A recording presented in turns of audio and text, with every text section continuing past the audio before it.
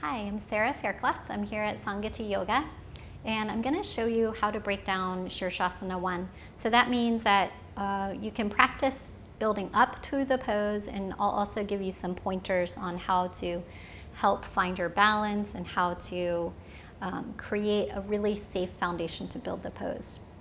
So the first thing you want to check is that the wrists are going to be pressing into the mat really steady. Sometimes when you're pressing the wrists on the mat, this angle will be off. So if this were the floor, this would be off the mat. So you want to just make sure you're pressing that part of the wrist into the floor.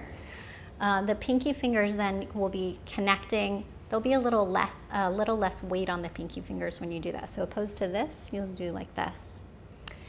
Once you have that understanding in the wrist, then the next part that I want to talk about is the foundation of the pose, the second part of the foundation, which is the head.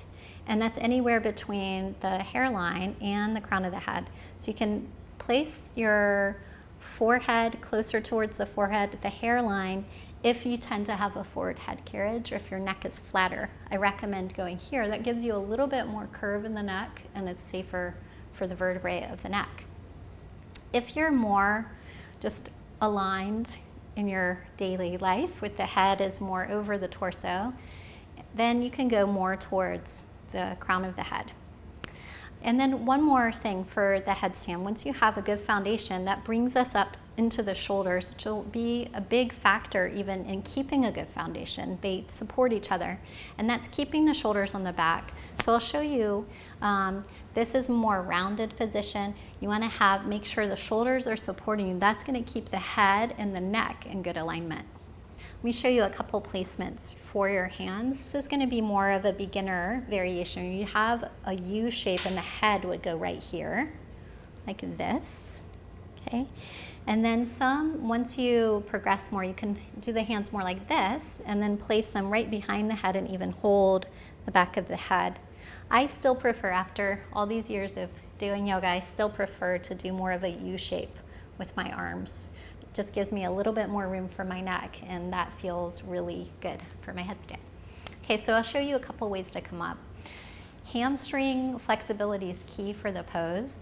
So when you come into the balance, if the hamstrings are a little tighter, you can practice with the knees bent.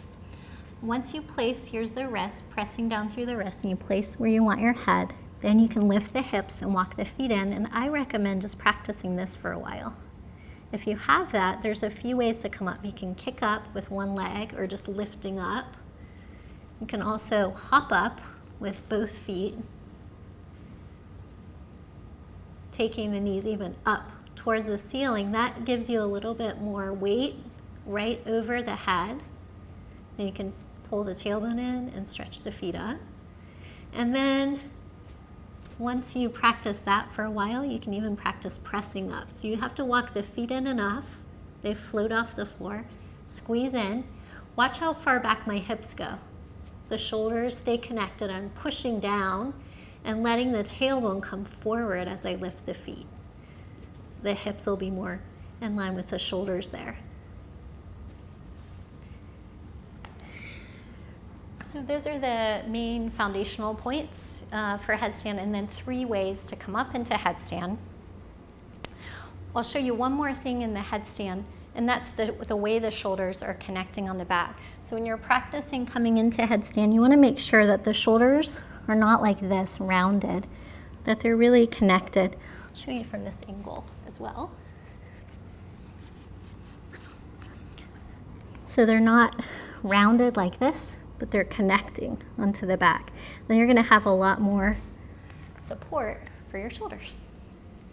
So that's a lot of information for Sirsasana I. Enjoy.